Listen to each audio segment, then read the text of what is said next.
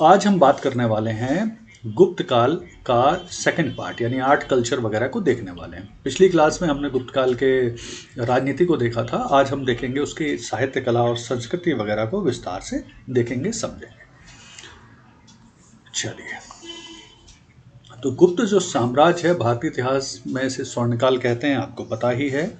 और इसमें सबसे पहले हम देखते हैं शासन, जो एडमिनिस्ट्रेशन है वो किस तरह का था। तो इसका जो केंद्रीय शासन था, इसका जो एडमिनिस्ट्रेशन था, उसका जो सेंटर में होता था, उसके केंद्र में होता था राजा। राजा ही राज्य का सबसे बड़ा अधिकारी था, वो सर्वोच्च न्यायाधीश भी होता था। और राजा आमतौर पर महेश्वर, परमेश्वर, महाराजाधिराज, परम भट्टारक इत्यादि उपाधियां धारण करते थे, जो उसके कद के हिसाब से, जो उनकी कद की जानकारी देता था। राजा की सहायता के लिए एक मंत्रिमंडल होता था, एक कैबिनेट होती थी, और इसमें जो मंत्रियों के पद होते थे वो आमतौर पर हेरिडिटरी यानी वंशानुगत होते थे।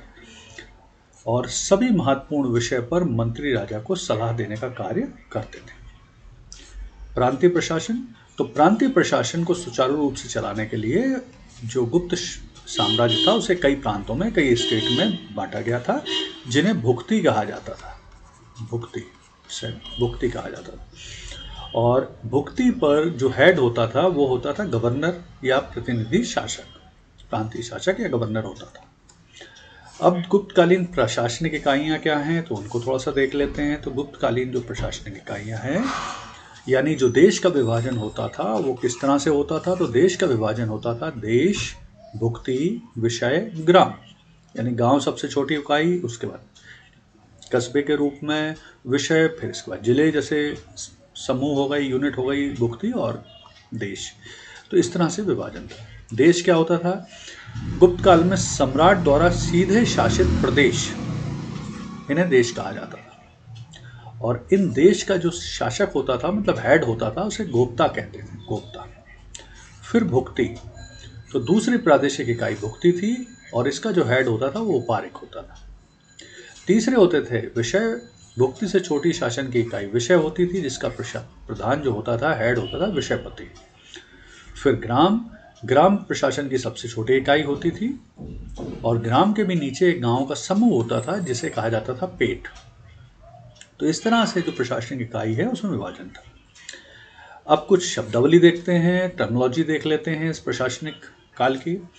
तो इसमें पहली जो प्रशासनिक इकाई है वो है संधि विग्रहक। संधि विग्रहक, तो संधि विग्रहक युद्ध और संधि का मंत्री, मतलब आज के समय का अगर आप इसे कहेंगे तो एक तरह से फॉरेन मिनिस्टर और डिफेंस मिनिस्टर कह सकते हैं। और इसके अधीन विदेश विभाग होता था। खाद्य टपालिक, खाद्य टपाकिक, ये राजकीय भोजनालय का अध्यक्ष होता था। राजकीय भोजनालय के अध्यक्ष को टपाक, खाद्य टपाकिक कहते थे। खाद्य मतलब खाद्य से आसानी से याद रख सकते हैं उसे। फिर नेक्स्ट इंपॉर्टेंट जो शब्दावली में है अधिकारी है वो है भटाश्वपति। भटाश्वपति यानी अश्वसेना, अश्व यहाँ जुड़ गया, अश्व मतलब घोड़ा, हॉर्स, और उसका हेड। फिर महाप्रतिहार, ये मुख्य द्वारिक, द्वारिक मीन्स दरबान, द्वारपाल, गार्ड। फिर ध्रुवाधिकरण, तो ध्रुवाधिकरण कौन है, भूमि संग्रह, जो लैंड टैक्स यानी लगान वसूली करने का अधिकारी होता था, उसे ध्रुवाधिकरण कहते थे। फिर महाशपटालिक या कर्णिक, तो भूमि आलेखों को सुरक्षित रखने वाला महापटलिक। और कार्णिक, कार्णिक मतलब क्लर्क समझ लीजिए, एक तरह से होता था। न्यायाधिकरणिक, ये न्याय करने वाला, भूमि संबंधित विवादों का निपटारा करने वाला अधिकारी। पुस्तपाल, ग्रामों का भूमि संबंधित समस्त लेखा रखने वाला व्यक्ति पुस्तपाल कहलाता है। कुमार मात्य, कुमार मात्य उच्च श्रेणी के पदाधिकारी होते थे। गुप्त प्रशासन में ये पद अत्यंत महत्वपूर्ण था। फिर महादंडनायक, ये पुलिस विभाग का प्रधानाधिकारी तथा फौजदारी का न्यायाधीश भी होता था। उपरिक, प्रांत का राज्यपाल उपरिक कहलाता था। कुमार मात्य, फिर से रिपीट हो गया। बलाधिकृत, बलाधिकृत सेना का सर्वोच्च अधिकारी था, यानी सेनापति था, और इसका जो कार्यालय था उसे बलाधिकरण कहते थे। रणभंडारीकृत, रणभंडारी मीन्स सैनिक मतलब एक तरह से स्टोर का हेड, जिसमें सैनिक साजो सामान वगैरह रखे जाते थे। महादंडनायक हो गया। विनय स्थिति स्थापक, कानून व्यवस्था स्थापित करने वाला अधिकारी, विनय स्थिति स्थापक। नगर श्रेष्ठ, नगर में व्यापारी श्रेणियों का हेड, व्यापारी समूह का हेड। सार्थवाह, व्यापारी काफिले का प्रधान। देखिए व्यापार उस समय होता था एक स्थान से दूसरे स्थान पर, तो वो काफिलों में जाते थे व्यापारी, मतलब ग्रुप में बना के जाते थे, तो जो व्यापारिक ग्रुप का जो हेड होता था उसे सार्थवाह कहते थे, और ये क्वेश्चन पूछा भी गया। फिर है प्रथम कुलिक, शिल्पी, व्यवसायियों का प्रतिनिधि प्रथम कुलिक कहलाता था। प्रथम कायस्थ, लेखक। पेट या ग्रामों की इकाई थी विष्टि, विष्टि भी ऑलरेडी क्वेश्चन पूछा जा चुका है पीएससी में, तो बेगार प्रथा को विष्टि कहा जाता था, विष्टि। फिर टैक्स, तो किस तरह के टैक्स की व्यवस्था थी यहाँ पर, तो राज्य की आमदनी का जो प्रमुख साधन था वो भूमि कर ही था, टैक्स था, और 1/6 यानी भूमि का छठवां हिस्सा, भूमि उपज का छठवां हिस्सा टैक्स के रूप में लिया जाता था। और टैक्स को बोलते क्या थे, तो टैक्स को बोलते थे शुल्क, उद्रांग, उपरिक। शुल्क, उद्रांग, उपरिक, ये टैक्स के नाम थे, विभिन्न तरह के करों के नाम थे, शुल्क, उद्रांग, उपरिक। ठीक। फिर भूमि के प्रकार, तो राज्य के अंतर्गत जो भूमि होती थी उसके कई प्रकार होते थे, कई तरह की, जैसे आज भी भूमियां होती हैं इस तरह से वहां भी भूमि के कई प्रकार माने गए। जैसे पहले प्रकार की भूमि है क्षेत्र, तो क्षेत्र जो भूमि का प्रकार है वो कृषि के लिए उपयुक्त भूमि है, मतलब it is fertile land useful for farming और कल्टीवेशन। दूसरा वास्तु, वास्तु मतलब रेसिडेंशियल, वास्तु मतलब रेसिडेंशियल भूमि को वास्तु कहते थे। मिल, जो भूमि जोती नहीं जाती थी उसे मिल कहते थे, यानी एक तरह से समझ लीजिए कुछ बंजर भूमि। और अपरहत, अपरहत होती थी जंगली भूमि जिसमें वन वगैरह होते थे, वो अपरहत होती थी। तो इस तरह से भूमि के ये 4 प्रकार हैं जो आपको ध्यान रखना है। प्री में भी पूछा जाएगा इसके बारे में, मेंस में पूछा जाएगा, तो आपको ध्यान रखना है। चलिए फिर हम देखते हैं गुप्तकालीन आर्थिक व्यवस्था, किस तरह की इकोनॉमी वगैरह थी, तो वो देखते हैं। तो प्रमुख रूप से गुप्त काल की जो आर्थिक व्यवस्था का आधार था वो थी कृषि। सेकंड चीनी यात्री फायान के विवरण से पता चलता है गुप्त काल में आर्थिक जीवन बहुत उन्नत था, डेवलप था। कृषि बहुत उन्नत अवस्था में थी, अनेक प्रकार के अनाजों के अलावा फल, तिलहन वगैरह की खेती होती थी, ऑयल सीड। गुप्त काल में उद्योग धंधे भी बहुत समृद्ध थे, तो मतलब कृषि उद्योग, देखिए स्वर्ण काल अगर गुप्त काल को कहा जा रहा है तो उसका मीनिंग ही ये है कि कहा ही इसीलिए जा रहा होगा कि इस समय बहुत सारी यहाँ पर डेवलपमेंट होगा, चाहे वो कृषि के क्षेत्र में हो, उद्योगों के क्षेत्र में हो, सभी। और विभिन्न प्रकार के शिल्पकारों के संघ बने हुए थे जिन्हें श्रेणी कहा जाता था। इस काल में बड़ी संख्या में स्वर्ण मुद्रा जारी किए गए, और स्वर्ण मुद्रा, देखिए यहाँ पे आपको 2 क्वेश्चन आएंगे। एक क्वेश्चन आएगा कि सबसे ज़्यादा स्वर्ण मुद्राएं किस राजवंश की या किस काल की प्राप्त हुई हैं, तो वो प्राप्त हुई हैं गुप्त काल की। और आपको एक क्वेश्चन आएगा कि सबसे बड़ा स्वर्ण मुद्रा का ढेर, यानी सबसे बड़ी स्वर्ण मुद्राओं का ढेर कहाँ से प्राप्त हुआ है, तो वो हुआ है बयाना से। गुप्तकालीन सबसे ज़्यादा स्वर्ण मुद्राओं का ढेर बयाना से प्राप्त हुआ है, और ये बयाना है राजस्थान के भरतपुर जिले में स्थित है बयाना, वहाँ से प्राप्त हुआ है। तो ये इस चीज़ की जानकारी देता है कि अगर स्वर्ण का बहुत ज़्यादा इस्तेमाल हो रहा है, इसका मतलब आर्थिक तौर पर ये काल बहुत ज़्यादा डेवलप था, विकसित था। फिर नेक्स्ट देखते हैं ट्रेड, व्यापार। तो व्यापार बहुत विस्तृत था, उन्नत था। आंतरिक व्यापार और बाह्य व्यापार, मतलब इंटरनल एक्सटर्नल ट्रेड दोनों ही डेवलप अच्छी तरह से था। भड़ूच इंपॉर्टेंट पोर्ट था, ये व्यापार का प्रमुख केंद्र भी था और प्रमुख बंदरगाह भी था। यहाँ से फारस और मिस्र से इंपोर्ट एक्सपोर्ट होता था। भारत से रेशम, ऊन, मलमल, सूती वस्त्र, मणि, मोती, मयूरपंख, हीरे, हाथीदांत, सुगंधित द्रव्य वगैरह और मसाले बाहर भेजे जाते थे, यानी एक्सपोर्ट करते थे। प्रमुख बंदरगाह इस काल का था तामलुक यानी ताम्रलिप्ति, जो पश्चिम बंगाल के मुन्नापुर जिले में स्थित है, और दूसरा भड़ोच जो गुजरात में स्थित है। तो ये 2 प्रमुख बंदरगाह थे गुप्तकालीन। प्रमुख शहर, तो उज्जैन सबसे प्रमुख राजनीतिक, धार्मिक, आर्थिक शहर था। आयात, तो आयात क्या करते थे, तो भारत में बाहर से घोड़ा, मूंगा यानी कोरल, गोल्ड, कपूर, रेशम का धागा, नमक आदि इंपोर्ट किए जाते थे। एक्सपोर्ट क्या करते थे? रेशम, ऊन, मलमल, सूती वस्त्र, मणि, मोती, मयूरपंख, हीरे, हाथीदांत, ये एक्सपोर्ट हो रहे हैं। और इंपोर्ट हो रहे हैं घोड़ा, मूंगा, सोना, कपूर, रेशम, नमक वगैरह इंपोर्ट हो रहे हैं। प्लिनी की नेचुरल हिस्ट्री, टोलेमी की ज्योग्राफी के अनुसार भारतीय व्यापार इस समय अच्छी अवस्था में था। अच्छी अवस्था का हमेशा ध्यान रखिए कि जब ट्रेड सरप्लस हो, ट्रेड व्यापार का जो झुकाव था वो भारतीय लोगों के पक्ष में था, तो इसे कहा जाता है अच्छी अवस्था में। चलिए आगे बढ़ते हैं। अब देखते हैं इस काल में सामाजिक व्यवस्था किस तरह का सोशल सोसाइटी थी, सोशल सिस्टम किस तरह का था। तो पहले हम देखते हैं कास्ट, वर्ण व्यवस्था। तो भारतीय समाज में 4 वर्णों के साथ अनेक जातियां और उपजातियां भी थी। अनेक जातियां भी थी इस समय, उपजातियां भी थी। ब्राह्मण, क्षत्रिय, वैश्य, शूद्र तो थे ही प्रमुख रूप से समाज में, और ब्राह्मणों का सर्वोच्च स्थान था। लेकिन क्वेश्चन आपको पूछा जाएगा किस नई जाति का उदय इस काल में हुआ, तो वो नई जाति है कायस्थ। तो नई जाति है वो है कायस्थ। तो कायस्थ नाम की नई जाति जो लेखों से संबंधित थी, जो जिसका कार्य था लिखना, राज्य के विभिन्न रिकॉर्ड को रखना। तो एक क्वेश्चन आपको पूछा जाएगा किस नई जाति का उदय इस काल में हुआ, तो वो जाति है प्रमुख रूप से कायस्थ। फिर स्लेवरी, दास प्रथा। तो इस काल में दास प्रथा प्रचलित थी। ये क्वेश्चन भी आपसे पूछा जाता है कि दास प्रथा प्रचलित थी इस काल में, तो इसका आंसर है हाँ। फिर महिलाओं की स्थिति। तो गुप्त काल में नारी का आदर्श चित्रण किया गया है, परंतु व्यवहारिक रूप से उनकी स्थिति पहले की अपेक्षा दयनीय हो गई। मतलब अगर हम सीधे शब्दों में लिखेंगे तो गुप्त काल में महिलाओं की स्थिति में डिक्लाइन देखा गया, गिरावट देखी गई, पतन देखा गया, थोड़ा सा पतन होने लगा। विधवा, विडो।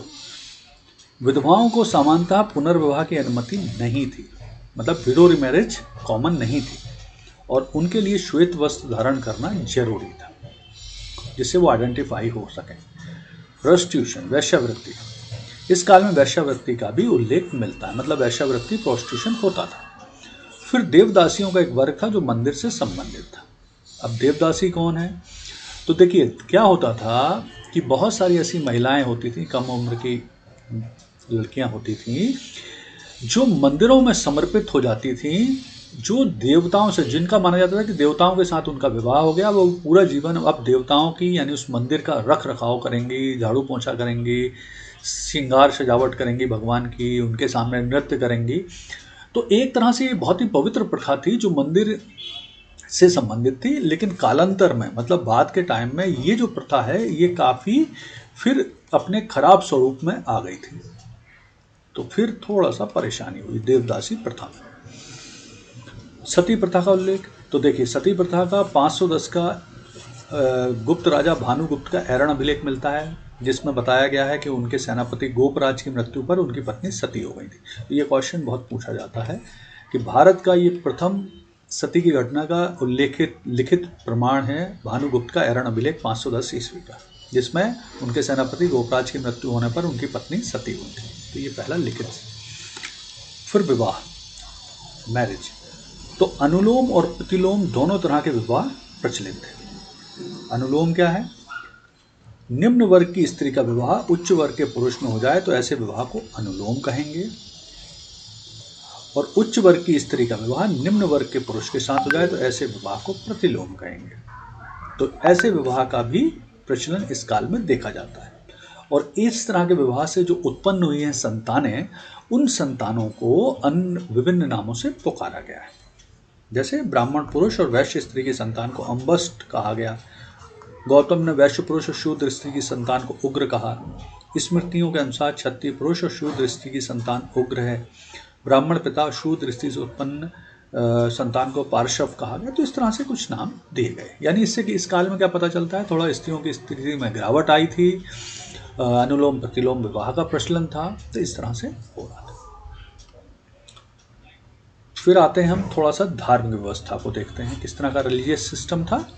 तो धर्म, तो गुप्त काल में ब्राह्मण धर्म हिंदू धर्म के पुनरुत्थान का काल माना जाता है। इस समय पुनः हिंदू धर्म की पुनर्स्थापना हुई, स्टैब्लिश हुआ, प्रतिष्ठित हुआ, स्थायित्व हुआ, और इसकी प्रतिष्ठा में वृद्धि हुई।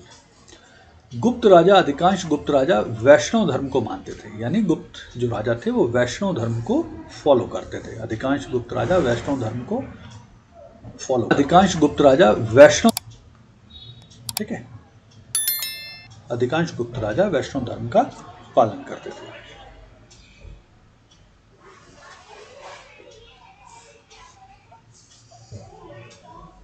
मंदिरों का निर्माण, देखिए यहां से एक क्वेश्चन आपको आता है कि वो कौन सा पहला काल है, वो कौन सा पहला काल है जिसमें सबसे पहले मंदिरों का निर्माण होना आरंभ हुआ। तो ध्यान रखिए, जो पहला काल है भारतीय इतिहास का जिसमें मंदिर बने हैं वो है गुप्त काल। गुप्त काल में भारतीय इतिहास में मंदिर बनना शुरू हुए। इससे पहले क्या होता था? इससे पहले होता था कि जो देवी देवता लोग होते थे उनको पेड़ के नीचे खुले में रखा जाता था। तो ये पहला काल था जिसमें मंदिरों का निर्माण हुआ और देवी देवताओं को मंदिरों के अंदर स्थापित किया जाने लगा। ठीक है, तो ये थोड़ा सा ध्यान रखिएगा। ठीक है, गुप्तकालीन मंदिरों की वास्तुकला को 5 भाग में बांटा जा सकता है और वो भी डिटेल से हम आगे देखेंगे। प्रमुख मंदिर इस काल के कौन से हैं? विशेष तौर पर मध्य प्रदेश में भी काफ़ी मंदिर बने हैं इस काल में, तो उनके नाम हैं। तिगवा का विष्णु मंदिर कटनी मध्य प्रदेश में बना है। ऐरण का विष्णु मंदिर ऐरण बीना मध्य प्रदेश। नाचना कोठार का मंदिर अजयगढ़ पन्ना। भूमरा का शिव मंदिर भूमरा सतना। देवगढ़ का दशावतार मंदिर ललितपुर उत्तर प्रदेश। भीतरगांव का शिव मंदिर गाजीपुर उत्तर प्रदेश। तो ये कुछ प्रमुख मंदिरों का निर्माण हुआ है। ठीक है, चलिए वैष्णव धर्म। तो ध्यान रखिए, इस काल में वैष्णव धर्म यानी वैष्णविज्म अपने चरम पे पहुंच गया था, क्योंकि अधिकांश गुप्त राजाओं ने वैष्णव धर्म का पालन किया है, माना है, तो ये चरम पे पहुंचा था। और गुप्त राजाओं की वजह से वैष्णव धर्म की लोकप्रियता भारतीय सीमाओं के पार जाके दक्षिण पूर्वी एशिया, हिंद, चीन, कंबोडिया, मलाया, इंडोनेशिया में भी इसका बहुत ज़्यादा प्रचार हुआ। और गुप्त काल का वैष्णव धर्म से संबंधित सबसे महत्वपूर्ण मंदिर है देवगढ़ का दशावतार मंदिर। ठीक है, तो इसको थोड़ा सा ध्यान रखिएगा। अच्छा, अब गुप्त काल में जो धार्मिक ग्रंथ वगैरह का संकलन हुआ है, तो ध्यान रखिए, हिंदू धर्म के 4 वेद, 2 महाकाव्य, 18 पुराण, स्मृतियां, इन सभी का संकलन गुप्त काल में ही हुआ। 4 वेद, ऋग्वेद, सामवेद, यजुर्वेद, अथर्ववेद, 2 महाकाव्य रामायण महाभारत, 18 पुराण, मत्स्य पुराण से पहली पुराण है, और स्मृतियां। स्मृतियां मतलब होती हिंदू कानून, यानी मनु स्मृति, याज्ञवल्क्य का स्मृति, नारद स्मृति, इन सभी का फाइनल संकलन इसी काल में हुआ। और इस काल में एक चीज और ध्यान रखिएगा, विष्णु जी के जो 10 अवतार हैं, विष्णु जी के 10 जो अवतार हैं वो भी इसी काल में जाके संपूर्ण हुए। मतलब इसमें भी 10वां अवतार तो आना है, लेकिन उनकी अवधारणा इस काल में पूरी हो गई कि भैया 10 विष्णु जी के अवतार होंगे, तो वो इस काल में अवधारणा पूरी हो गई। कौन कौन से अवतार माने जाते हैं विष्णु जी के? तो विष्णु जी के जो पहला अवतार है मत्स्य अवतार है, फिर नरसिंह अवतार है, फिर वमन अवतार है, फिर वराह अवतार है, फिर राम जी हैं, कृष्ण जी हैं, कूर्म अवतार है, परशुराम है, बुद्ध जी हैं, और 10वां काल्की अवतार आएगा। तो काल्की अवतार जो आएगा वो आएगा कलयुग के अंत में। काल्की अवतार कलयुग के अंत में आएगा। और कहाँ पे आएगा? तो ऐसा कहा जाता है उत्तर प्रदेश के मुरादाबाद जिले के शंभल में विष्णु याशा ऋषि के आश्रम में इनका जन्म हुआ। सफ़ेद घोड़े पे बैठ के आएंगे, काले वस्त्र में, इस तरह की अवधारणा है। तो ये पूरी हुई है इसी काल में। ओके, तो ये पहला काल इम्पॉर्टेंट है जिस काल में ये अवधारणा संपूर्ण हुई। अच्छा, भगवान विष्णु के 10 अवतार का संकलन हुआ, बता दिया मैंने। इसके अलावा गुप्त वंश का राजकीय चिन्ह गरुड़ था, और गरुड़ मतलब विष्णु जी का वाहन है, इसलिए गरुड़ इन्होंने रखा है। और गरुड़ प्रकार के सिक्कों पर ही राज आज्ञा अंकित होती थी, जो ये जानकारी देती है कि इस काल में प्रमुख रूप से वैष्णव धर्म चल रहा था। हिंदू धर्म के 3 महत्वपूर्ण पक्ष विकसित हुए इस काल में। मूर्ति को बलि चढ़ाने की प्रथा प्रचलित रही। भक्ति एक व्यक्तिगत चीज बन गई। भक्ति के सिद्धांत को प्रोत्साहन मिला। भक्ति ईश्वर के प्रति समर्पण को भक्ति कहते हैं। ठीक है, चलिए, इस काल के अब प्रमुख जो मंदिर हैं, क्योंकि इससे जुड़े हुए प्री मेंस में क्वेश्चन आते हैं तो उसे भी देख लीजिए। गुप्त काल में प्रमुख रूप से 5 तरह के 5 चरणों में मंदिरों का विकास हुआ, तो एक बार उसे देख लें, फोटो भी देख लें और विशेषताएं देख लें। तो गुप्तकालीन मंदिर निर्माण का जो पहला चरण है वो ये वाला उदाहरण है, तिगवा का मंदिर। इसमें सपाट छत है, देखिए छत बिल्कुल फ्लैट है, छोटा बरामदा है, ये बरामदा छोटा सा है, छोटा सा बेस है, तो ये बेस भी छोटा सा बनाया गया है, बिल्कुल फ्लैट शुरुआती मंदिर है, तिगवा का मंदिर उदाहरण है। फिर द्वितीय चरण जो गुप्तकाल में मंदिर बनना शुरू है वो उदाहरण है नाचना कुठार का पार्वती मंदिर। इसमें प्रदक्षिणा पथ बना, ये प्रदक्षिणा पथ है। इसका आधार आप देख रहे हैं, ये ऊंचा हो गया है, यहाँ पे आधार बिल्कुल छोटा सा है, यहाँ पर ऊंचा हो गया है, 2 मंजिल हो गया, 1 मंजिल तो आधार हो गया और उसके ऊपर मंदिर बनने लगा। ठीक है। फिर तीसरा चरण देवगढ़ का दशावतार मंदिर। देवगढ़ का दशावतार मंदिर बना है पंचतायन शैली में। पंचतायन शैली का अर्थ होता है एक प्रमुख मंदिर और उस मंदिर के चारों तरफ 4 और मंदिर, तो ये टोटल 5 मंदिर हो गए। 5 मतलब पंचतायन शैली। तो एक ये प्रमुख मंदिर हो गया, एक ये 2 3 4 और वहाँ पर 5, तो ऐसे 4 मंदिर उसके आसपास बनते हैं प्रमुख मंदिर के साथ, जिसको कहते हैं पंचतायन शैली। इसमें आधार और ऊंचा हो गया और मंदिर का शिखर भी बनने लगा, तो ये विशेषता आ गई कि मंदिर का शिखर बनने लगा। फिर इसके बाद चतुर्थ चरण में तेर मंदिर सोलापुर महाराष्ट्र में है, ये उदाहरण। इसमें आयतकार मंदिर बन रहा है, मंदिर आप देख रहे हैं कितना बड़ा आयतकार में बन रहा है। पंचतायन शैली यहाँ भी है, यहाँ भी मतलब सहायक 4 मंदिर बन रहे हैं और मंदिर का शिखर भी बन रहा है, तो ये खासियत है, मंदिर का शिखर भी बन रहा है। फिर उसके बाद 5वां चरण है, तो 5वां चरण में मनियार मठ राजगीर बिहार में ये बना हुआ है। तो इसमें आधार काफ़ी ऊंचा बना दिया गया है, आधार बहुत ऊंचा हो गया है, शंकु शिखर है, तो ये शिखर आप देख रहे हो शंकु है, ऊंची सीढ़ियाँ, तो चढ़ने के लिए जो सीढ़ियाँ हैं वो काफ़ी ऊंची हैं। तो इस तरह से धीरे धीरे, चूँकि ये पहला काल था जिसमें मंदिर बने, तो इस काल में ही बहुत तेज़ी से डेवलपमेंट हुआ। यानी आप लगभग समझ लीजिए कि गुप्त काल में ही 5 चरणों में विकास हुआ मंदिर निर्माण का, जो आपने अभी ये देखा उदाहरण सहित, तो इसे याद रखने की कोशिश कीजिएगा। चलिए, अब देखते हैं गुप्त काल का कुछ साहित्यकार और उनकी विषय वस्तु। इम्पोर्टेंट गुप्तकालीन साहित्यकार और विषय वस्तु। तो सबसे इम्पोर्टेंट साहित्यकार तो हैं कालिदास, जिन्हें इंडियन शेक्सपियर कहा जाता है, भारतीय शेक्सपियर कहा जाता है, इस काल के प्रमुख साहित्यकार हैं। उनकी बुक्स का नाम है मालविका अग्निमित्रम, विक्रमो उर्वशीयम, अभिज्ञान शाकुंतलम। ये इसके अलावा ऋतु संहार वगैरह भी उनकी पुस्तक हैं, तो ये प्रमुख रूप से कालिदास की पुस्तकें हैं। और कालिदास ने अधिकांश प्रणय ड्रामा लिखे हैं, मतलब जो प्रेम कथा हैं उनके नाटक लिखे हैं। फिर मुद्रा राक्षस जो विशाखा दत्त ने लिखी है, देवी चंद्रगुप्तम जो विशाखा दत्त ने लिखी है, मृच्छकटिकम जो शूद्रक ने लिखी है, स्वप्न वासव दत्तम भास ने लिखी है, भास ने इसके बाद प्रतिज्ञा सौरन कल्याणम लिखी हुई है, फिर चारुदत्तम भास ने। तो इस तरह से कुछ प्रमुख साहित्य है इस काल का जिससे क्वेश्चन पूछे जाते हैं, तो जो आपको याद रखना है, कोशिश करना है कि ये याद रहे। ठीक है ना।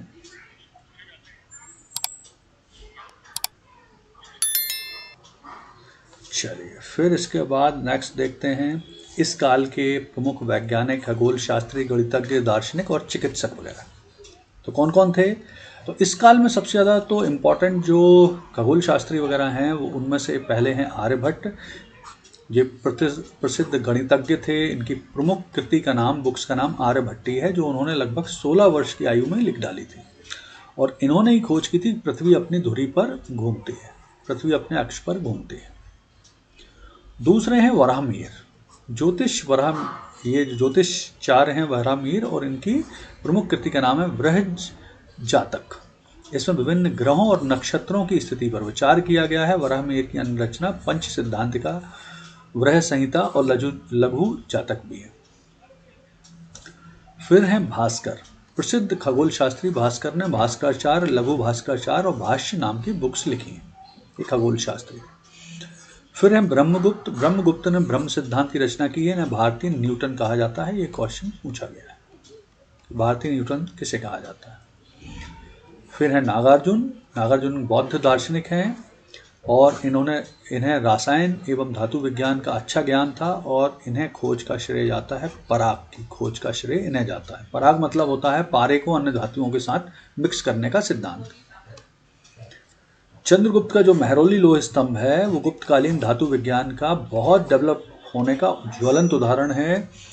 मेहरौली कुतुब मीनार परिसर में दिल्ली में एक लोहे का स्तंभ बना हुआ है जो चंद्रगुप्त द्वितीय के समय का है और इस स्तंभ में 1000 साल के पश्चात भी, मतलब आज से अगर हम बात करें तो 1500-1600 साल हो रहे हैं और इस काल में भी उसमें जंग नहीं लगी लोहे में, तो उन्होंने क्या मिलाया है लोहे में जो आज भी वैज्ञानिक पता नहीं लगा पाए।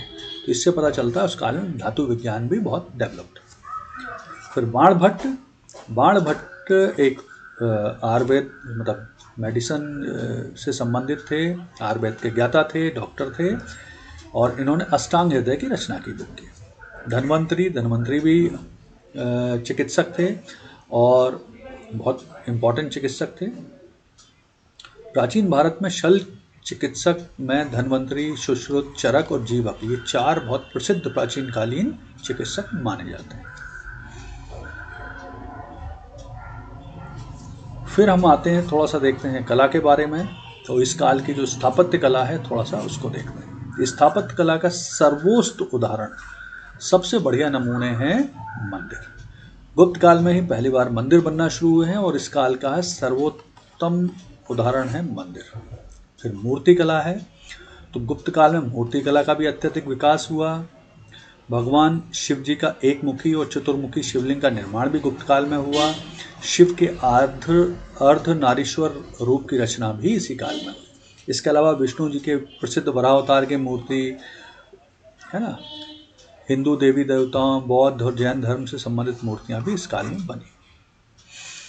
मूर्तिकला शैली, तो गांधार, मथुरा, सारनाथ और सुल्तानगंज की मूर्तियां इस काल में बनाई गई। कुछ गुफा और चैत्य का निर्माण भी इस काल में हुआ है। गुफाओं में प्रमुख रूप से अजंता एलोरा, देखिए अजंता एलोरा में टोटल 29 गुफाएं हैं। जो गुप्त काल से संबंधित गुफाओं के नंबर हैं 16, 17 और 19। तो टोटल ध्यान रखिएगा, अजंता एलोरा में 29 गुफाएं हैं जिसमें गुप्तकालीन है 16, 17, 19 और इसकी खोज की थी 1819 में मद्रास रेजिमेंट के द्वारा। इसके अलावा बाकी गुफाएं 9 गुफाएं हैं जिसकी खोज 1818 में डेंजरफील्ड द्वारा की गई थी जो मध्य प्रदेश की धार में स्थित है। ठीक है। फिर कुछ विहार वगैरह बने हैं इस काल में। विहार मतलब जहां भिक्षु भिक्षुणियां निवास करते हैं बौद्ध धर्म से संबंधित। फिर इस काल से संबंधित चित्रकला, तो गुप्त काल तक आते आते चित्रकला ने काफी विकास हो गया था। तो अजंता की चित्रकला और बाघ गुफाओं की चित्रकला गुप्तकालीन है और इससे संबंधित बुद्ध जी से संबंधित कुछ चित्र यहाँ पर प्राप्त होते हैं, तो जो इम्पोर्टेंट है, जो आपको ध्यान रखना है। नेक्स्ट, गुप्त काल में मूर्ति कला के प्रमुख केंद्र थे मथुरा, सारनाथ और पाटलिपुत्र। गुप्तकालीन मूर्ति कला की विशेषताएं हैं, बहुत ज़्यादा शालीन मूर्तियां बनाई गई हैं, सरल बनाई गई हैं, आध्यात्मिक भाव की अभिव्यक्ति की गई है और मूर्तियां बहुत ही स्वाभाविक दिखती हैं। और इस काल में भारतीय कलाकारों ने अपनी एक विशिष्ट और मौलिक राष्ट्रीय शैली का सृजन किया जिसमें मूर्ति का आकार, मांसपेशियां, चेहरों की बनावट, प्रभाव मंडल को बहुत ही स्वाभाविक रखने की कोशिश की है। ठीक है, तो ये इस काल की कुछ मूर्ति कला हैं। ये सुल्तानगंज से प्राप्त बुद्ध जी की मूर्ति है जो प्रसिद्ध है इस काल की। इसके अलावा अजंता की ये चित्रकला है, ये बाघ गुफाओं की चित्रकला है। तो ये सभी इम्पोर्टेंट हैं जो थोड़ा सा आपको ध्यान रखने की आवश्यकता है इस काल से। ठीक है,